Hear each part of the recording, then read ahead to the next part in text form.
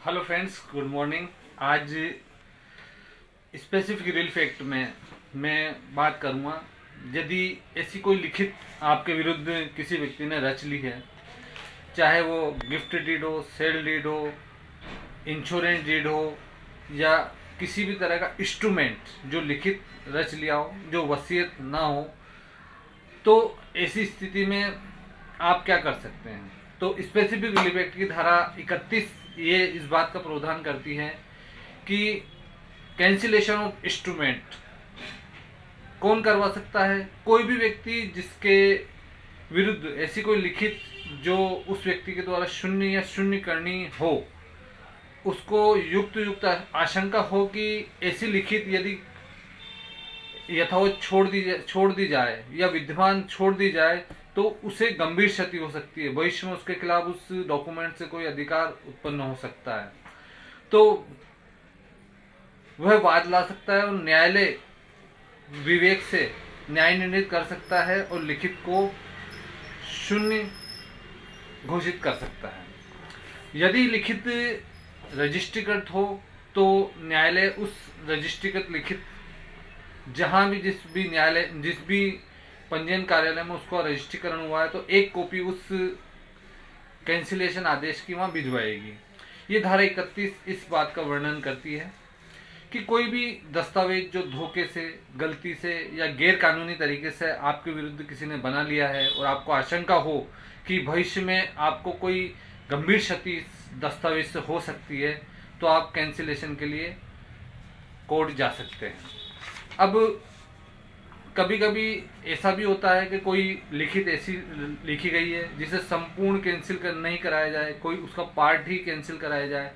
तो धारा 32 में इसका प्रावधान दिया गया है कि कोई एग्रीमेंट हुआ पर उसमें एग्रीमेंट के बाद में उस व्यक्ति ने कोई फर्जी लाइन लिख ली है, कुछ ऐसा एंडोर्स कर लिया है जो आपको भविष्य में क्षति पहुंचा सकता है, तो उस एंडोर्समेंट को डिलीट कराने के लिए पार्शली भी कैंसिलेशन किया जा सकता है। मतलब कोई भी दस्तावेज को पूर्ण कैंसिल और पार्शल कैंसिल, मतलब दोनों तरीके से कैंसिलेशन का दावा आप कर सकते हैं।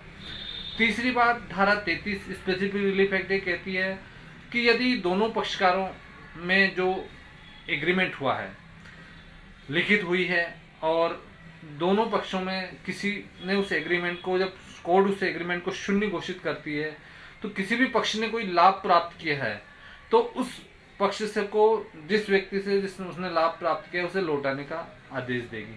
मतलब इक्विटी, मतलब साम्यता का सिद्धांत अपनाया गया है, जिसमें कोई भी पक्ष हताश ना हो। किसी भी पक्ष का, जहाँ मान लो एग्रीमेंट हुआ है, उसने कुछ राशि दी है या उसको कोई क्षति हुई है उस एग्रीमेंट से, तो उसे कोर्ट प्रत्यावर्तित कर सकती है, उसे दिलवा सकती है। ये तो बात होगी।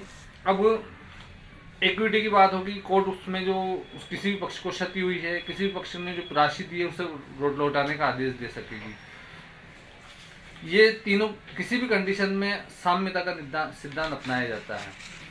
और इस मामले में अपन देखें तो कोई भी दस्तावेज धोखा, गलती या गैर कानूनी तरीके से 4 तरीके से बनता है, उसे हम समझेंगे। पहला, धोखा, जैसे किसी बुजुर्ग व्यक्ति से ये कहकर उसके नाम वसीयत करवा ली गई या रजिस्ट्री करवा ली गई कि आपको इस जमीन की पावर ऑफ अटॉर्नी लिखी जा रही है, जबकि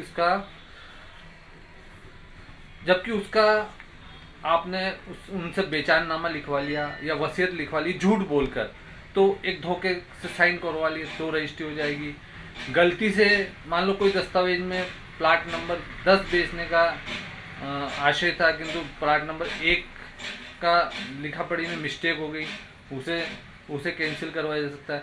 कोई गैर कानूनी ट्रांसफर करवा लिया जाए, जैसे किसी नाबालिग की संपत्ति को बिना कोर्ट की परमिशन के बेच दिया जाए, उसे कैंसिल करवाया जा सकता है। किसी दबाव में, मान लो किसी व्यक्ति को डरा धमका के बंदूक की नोक पे कि चल आज रजिस्ट्रार कार्यालय में चल, उसके बच्चे को या किसी को डिटेन कर ले, या कोई भी ऐसी धमकी दे दे कि भाई तूने अगर आज रजिस्ट्रार कार्यालय में नहीं किया तो आपको इस तरह की क्षति कर देंगे, और रजिस्ट्री करवा लेते हैं।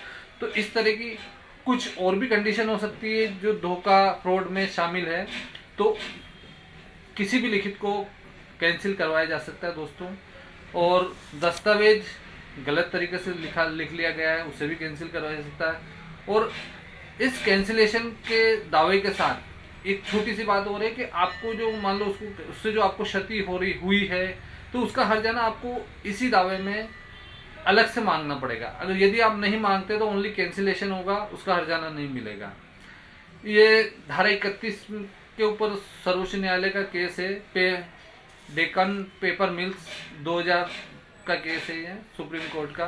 धारा 31 कोर्ट को विवेकाधिकार देती है कि कागज रद्द नहीं करने से क्या गंभीर क्षति होगी, मतलब सीरियस इंजरी आपको हो सकती है, तभी वह डॉक्यूमेंट खारिज किया जाएगा। यदि उस दस्तावेज से आपको कोई फर्क नहीं पड़ता, आपके जीवन पे आपके खिलाफ कोई अधिकारी नहीं है, तो उसे कैंसिल क्यों किया जाए। मतलब मेन बात आपको गंभीर क्षति होनी चाहिए।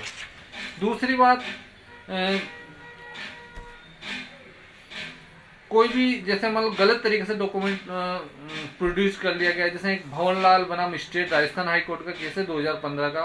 उसमें पिता ने बेटे के नाम धोखे से वसीयत का केस किया, तो उसे वसीयत को डिलीट करने का भी ऑर्डर इसी धारा 31 में दिया गया है।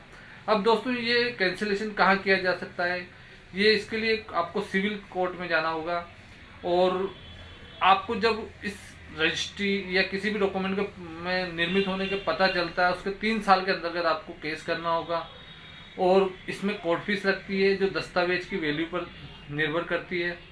और आपके पास फ्रॉड से के संबंध में कोई भी दस्तावेज होने चाहिए। कि एक इसका सामान्य अर्थ है, तो एक इस वीडियो का सार ये, कोई भी गलत दस्तावेज आपके खिलाफ बना लिया जाए तो उसे इन धाराओं में आप कैंसिलेशन के लिए कोर्ट जा सकते हैं। और किसी भी दस्तावेज को आपके खिलाफ बनता है तो आप सजग रहें, क्योंकि भविष्य में आपको यदि वो सारपूर्ण क्षति कर सकता है, गंभीर क्षति कर सकता है, तो आप तो उसे कैंसिल करवाएं। Good morning.